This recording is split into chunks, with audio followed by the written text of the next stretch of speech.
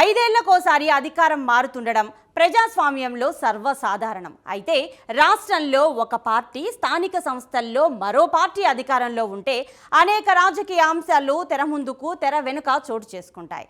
విజయనగరం జిల్లాలో తాజాగా జరిగిన ప్రభుత్వ కార్యక్రమానికి కొంతమంది ప్రజా ప్రతినిధులను ఆహ్వానించకపోవడం చర్చనీయాంశమైంది. ఇంతకీ ఇది యాదృచ్ఛికంగా జరిగిందా లేక కావాలనే పక్కన పెట్టారా? అసలు తెర వెనుక ఏం జరిగింది? Let's watch the story.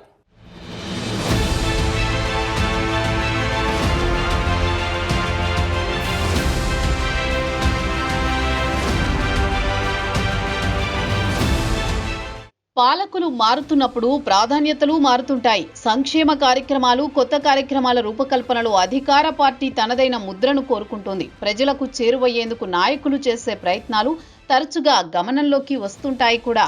అయితే రాజకీయ పక్షాలకు అతీతంగా ప్రభుత్వ పరంగా నిర్వహించే కార్యక్రమాలు ఉండాలన్నది అందరూ ఎరిగిందే.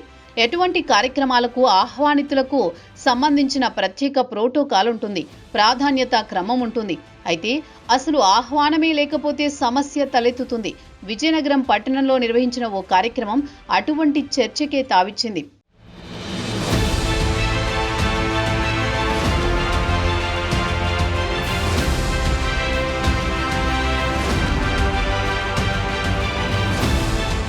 ఉక్కు మనిషిగా ఖ్యాతిగాంచిన సర్దార్ వల్లభాయ్ పటేల్ 150వ జయంతిని అత్యంత ఘనంగా నిర్వహించారు.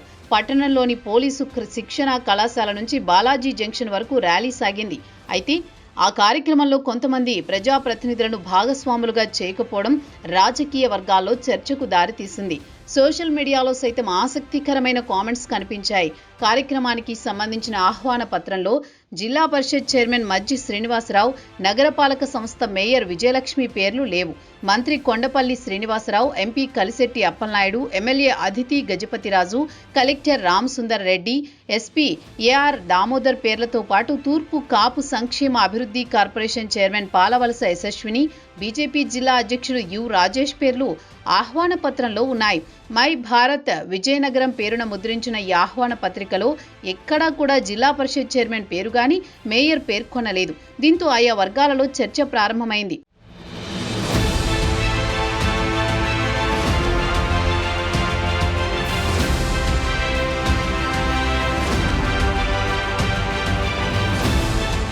ఇదిలా ఉంటే పట్టణ ప్రథమ పౌరురాలి స్థానంలో ఉన్న మేయర్ను ఆహ్వానించకపోవడాన్ని ప్రోటోకాల్ ఉల్లంఘనే అంటున్నారు. అయితే కార్యక్రమ నిర్వాహకులు పొరపాటుగా పనిచేశారా లేక నిర్లక్ష్యంగా వ్యవహరించారా అనే ప్రశ్న లేవనెత్తుతున్నారు.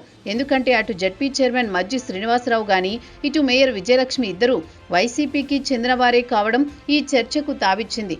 బాధ్యతాయుతమైన పదవుల్లో ఉన్నవారిని ఆహ్వానించకపోవడం అన్నది సరియైన విధానం కాదన్నది వైసీపీ వర్గాల్లో వినిపిస్తోంది.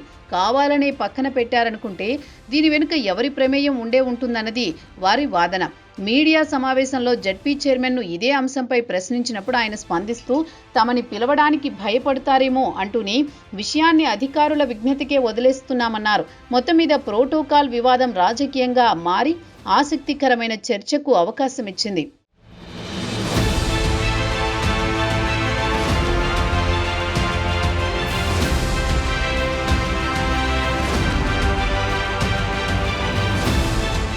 విజయనగరం జిల్లాలో తాజాగా జరిగిన ప్రభుత్వ కార్యక్రమానికి కొంతమంది ప్రజాప్రతినిధులను ఆహ్వానించకపోవడం పొలిటికల్ సర్కిల్లో హాట్ టాపిక్ గా మారింది. కూటమి నేతలు వ్యవహరించిన తీరుపై తీవ్ర స్థాయిలో మండిపడుతున్నారు వైసీపీ కార్యకర్తలు. మొత్తానికి టీడీపీ వర్సెస్ వైసీపీ అన్నతరహా విజయనగరం రాజకీయాలు సాగుతున్నట్టు తెలుస్తోంది. మరి జిల్లాలో నెలకొన్న ప్రోటోకాల్ వివాదం ఇక్కడితో క్లోజ్ అవుతుందా లేక ఇలానే కొనసాగుతుందా? ఇరు పార్టీల మధ్య వివాదం ఎలాంటి పరిణామాలకు దారితీస్తుంది? రానున్న రోజులలో కోట రాజకీయం కాస్త వేరే రూటు తీసుకునే అవకాశాలు స్పష్టంగా ఉన్నాయని అంటున్నారు. చూడాలి మరి ఏం జరుగుతుందో.